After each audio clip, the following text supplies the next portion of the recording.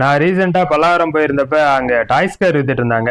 Car பார்க்கறக்கு நல்லா பளபளன்னு இருந்துச்சு. பாக்ஸோடவே இருக்குது. இதெல்லாம் ரேட் ஜாஸ்தி வரும் அப்படின்னு நினைச்சிட்டு, ஆனா கார் எவ்வளோ அப்படின்னு கேட்டேன். 100 ரூபா தான்ப்பா அப்படின்னாரு. சரி கலர் ஏதாவது நமக்கு பிடிச்ச மாதிரி ஒரு கலர் பார்க்கலாம் அப்படின்றக்க வேண்டி பார்த்தேன். எனக்கு அதில் இன்னொரு கலர் பார்க்கும்போது ஆஷ் கலரும் அது சீட் எல்லாம் பார்த்தீங்கன்னா ப்ரௌன் கலர்ல இருந்துச்சு. இந்த கார் நல்லா இருக்குது, பார்க்கறக்கும் நல்லா இருக்குது, எந்த டேமேஜ் இல்லாத மாதிரி இருக்குது அப்படின்றதுனால சரி இதை எடுத்துக்கிறேன்னா அப்படின்னா சரி தம்பி நீ காசை கொடுத்து எதை வேணாலும் எடுத்துக்க அப்படின்னாரு. சரி ஓகே அப்படின்னு சொல்லிட்டு அதை காசை கொடுத்து வாங்கிட்டு வந்துட்டேன். வாங்கிட்டு வந்துட்டு வீட்டுக்கு வந்ததுக்கப்புறம் தான் பார்த்தேன் பாக்ஸு வந்து நல்லா இருந்துச்சு, எந்த டேமேஜுமே இல்லாத மாதிரி இருந்துச்சு வெளியே பார்க்கறக்கு. உள்ளே ஓப்பன் பண்ணி பார்க்கும்போது தான் தெரிஞ்சுச்சு இது கார் வந்து ரொம்பவே பழைய மாடல். சரி இதில் எதாவது நல்லா இருக்குமா இல்லை எதாவது டேமேஜ் ஆகிருக்குமா அப்படின்னு எனக்கு தெரியல. அப்புறம் இந்த ரிமோட் பார்த்தா மேலே மாத்திரம் கொஞ்சம் டேமேஜாக இருந்துச்சு. 100 ரூபாய்க்கு இது ஒன்றும் மோசம் கிடையாது அப்படின்னு சொல்லிட்டு அப்படியே கீழே பார்க்கும்போது தான் தெரிஞ்சு இதெல்லாம் ஸ்க்ரூ போட்டு டைட் பண்ணி வச்சுருந்தாங்க. கார் எங்கேயாவது பாக்ஸோட கீழே விழுந்துச்சுன்னா கலந்து தனியாக போயிடக்கூடாது அப்படின்றக்க வேண்டி. இது வரைக்கும் ஓப்பனே பண்ணல போல, நல்லா இருக்கும் அப்படின்னு சொல்லிட்டு பார்த்தேன். அப்போ தான் தெரிஞ்சு பேட்டரியோடைய கவரில் எல்லாம் ஸ்க்ரூ இருந்தது. இப்போல்லாம் மோஸ்ட்லி நம்மள்ட்ட வந்து எல்லாமே ரீசார்ஜபிள் பேட்டரி தான். இது பார்த்தீங்கன்னா பழைய டபிள்யூ பேட்டரி தான் போடுற மாதிரி இருந்துச்சு. அதுவும் 4 பேட்டரி போடுற மாதிரி இருந்தது. சரி ஓகே 4 பேட்டரியுமே நம்ம வாங்கிட்டு வந்துட்டோம், இது போட்டு ஆன் பண்ணி பார்க்கலாம், கார் நல்லா ஒர்க் ஆகும் அப்படின்னு நினச்சிட்டு பேட்டரியெல்லாம் போட்டேன்.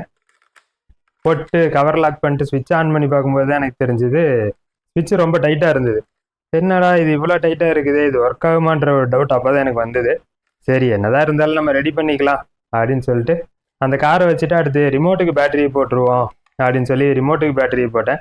அதுவுமே பார்த்தீங்கன்னா ரீசார்ஜபிள் ரிமோட்லாம் கிடையாது, இதுவுமே டபிள்யூ பேட்டரி போடுற மாதிரி தான். அதனால ரிமோட்டு கொஞ்சம் ஹெவியாக இருக்கட்டும் அப்படின்றக்காண்டி டியூரசெல் போட்டிருந்தேன் நான். போட்டு இதோட ஏரியல் எடுத்து மாட்டியிருந்தேன். அதாவது ஏரியல்ன்றது வந்து அந்த ஆண்டனா தான், அந்த ஆண்டனாவை மாட்டிக்கலாம் அப்படின்ட்டு இருக்கும்போது தான் இதோட ஸ்விட்ச் ஆன் பண்ணி பார்க்கும்போது ரொம்ப டைட்டாக இருந்தது. திரும்ப ஆஃப் பண்ணி பார்த்தா ஆனும் ஆகலை ஆஃபும் ஆகலை. சரி ஓகே நம்ம பேட்டரி தான் ஏதோ ப்ராப்ளம் போல், இதில் சார்ஜ் இல்லையாட்டு இருக்குது, தீர்ந்து போயிருக்கும் அப்படின்னு சொல்லிட்டு நான் வேறு பேட்டரி போட்டு பார்த்தேன். அந்த பேட்டரி போட்டு பார்த்தாலுமே அந்த லைட் எதுவுமே எரியல. சரி அப்போ ரிமோட் ஏதோ போயிருச்சு, இந்த ரிமோட் என்ன பண்ணுறதுன்னு தெரியல அப்படின்னு சொல்லிட்டு ஃபுல்லாக பிரித்து பார்த்துட்டேன். பார்க்கும்போது தான் தெரிஞ்சு அந்த ஸ்விட்சு ஸ்டக் ஆகி நின்றுச்சு எனக்கு. அதனால அந்த ஸ்விட்சை மாத்திரம் ஏதாவது பண்ணணும், ஒயர் டைரெக்டாக கொடுத்துடலாமா அப்படின்னு யோசித்தேன்.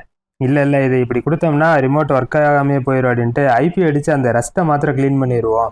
ஏன்னா இது ஃபுல்லாகவே அந்த ஸ்விட்ச் எல்லாமே ரஸ்ட்டு தான் ஏறி இருந்துச்சு. அதனால சரி ஓகே இப்போதைக்கு நம்ம ஐபி அடித்து பார்ப்போம், இதுக்குள்ளே ரஸ்ட் எல்லாம் க்ளீன் ஆயிடுச்சு, அந்த ஸ்விட்சு ஃப்ரீ ஆயிடுச்சு அப்படின்னா இது வந்து ஒர்க் ஆகும். அப்படி இல்லைன்னா வேணா நம்ம ஒயரை டைரெக்டாக கொடுத்துக்கலாம் அப்படின்னு வச்சேன். பட் ஆனால் டைரெக்டாக நம்ம ஒயரை கொடுக்குறோம் அப்படின்றதுல இந்த பேட்டரி வந்து என்ன ஆகுன்னு கேட்டிங்கன்னா சார்ஜ் சீக்கிரம் ட்ரை ஆயிரும். அதனால சரி நம்ம கொடுக்க வேணாம் அப்படின்றக்க வேண்டி முடிஞ்ச அளவுக்கு ஐபி அடிச்சே க்ளீன் பண்ணிக்கலாம் அப்படின்னு கையில் தள்ளி பார்க்கும்போது ரொம்பவே இதாக இருந்தது, ஸ்டக்காயே நின்றுக்கிட்டே இருந்தது. சரி என்ன தான் பண்ணலாம் அப்படின்னு யோசிக்கும் போது சரி நம்ம ஸ்க்ரூ ட்ரைவர் வச்சு லைட்டாக அதை மூவ் பண்ணி பார்க்கலாம் அப்படின்னு சொல்லிட்டு அதை மூவ் பண்ணி பார்த்தேன். அப்போவுமே அது வந்து ரொம்ப இதாக தான் இருந்தது. சரி ஒரு கட்டத்துக்கு மேலே ஒயரையாவது பிடுங்கி நம்ம டைரெக்டாக கொடுத்துருவோம், இந்த ஸ்விட்ச் ஏதோ ப்ராப்ளம் போல் அப்படின்ட்டு மறுக்காவது ஸ்க்ரூ ட்ரைவர் வச்சு ஒரு அமுத்தி பார்த்தேன். அப்போ கீழே போயிருச்சு. திரும்பவும் நம்ம ஆன் பண்ணி பார்க்கலாம் அப்படின்னு ஆன் ஆகும்போது ஸ்விட்ச் ஆன் ஆயிடுச்சு. ஆன் ஆனதுமே பவர் வர ஆரம்பிச்சிச்சு. அப்போது அதில் அந்த லைட் எரிஞ்சதுனால சரி ஓகே ரிமோட் ஒர்க் ஆக ஆரம்பிச்சிருச்சு அப்படின்றதுனால இந்த கவரை ஃபுல்லாக மாட்டிட்டு ஸ்க்ரூவையும் போட்டு திரும்ப கார் எடுத்து நான் மூவ் பண்ணி பார்த்தேன். அப்போ பின்னாடி வீல் மாத்திரம் சுற்றுது, முன்னாடி வந்து நவரவும் மாட்டேங்குது, எதுவுமே ஆக மாட்டேங்குது. என்னடா கையில் எடுத்து வச்சோம்னா மாத்திரம் சுற்றுது அப்படின்னு யோசித்தேன். அதுக்கப்புறம் தான் தெரிஞ்சு இது வீல்லையுமே கீழே மோட்டருமே ரஸ்ட் ஏறி இருந்தது. அதனால 2 வாட்டி அதை தள்ளி விட்டதுக்கப்புறம் மோட்டர் ஓட ஆரம்பிச்சிருச்சு. சரி நம்ம அப்போ இதை கீழே தரையில் வச்சு ஓட்டி பார்க்கலாம் அப்படின்னு சொல்லிட்டு வச்சு பார்த்தா அவ்வளோ தூரம் மூவ் ஆகுது, அதுக்கப்புறம் நின்றுது. என்னவா இருக்கும் அப்படின்னு பார்க்கும்போது தெரிஞ்சா முன்னாடி வீல் ரொம்பவே ரஸ்ட்டு ஃபார்ம் ஆகி ஃபுல்லாக ஸ்டக் ஆகி நின்றுச்சு. ஏன்னு கேட்டிங்கன்னா இந்த வீல் வந்து ஒரு ஸ்க்ரூவில் தான் கனெக்ட் பண்ணியிருந்தாங்க. அந்த ஸ்க்ரூவுங்க எல்லாமே பார்த்தீங்கன்னா ரஸ்ட்டு ஃபுல்லாக ஃபார்ம் ஆயிடுச்சு. அதனாலே இது எதுவுமே மூவ் பண்ணவே முடியல என்னால்.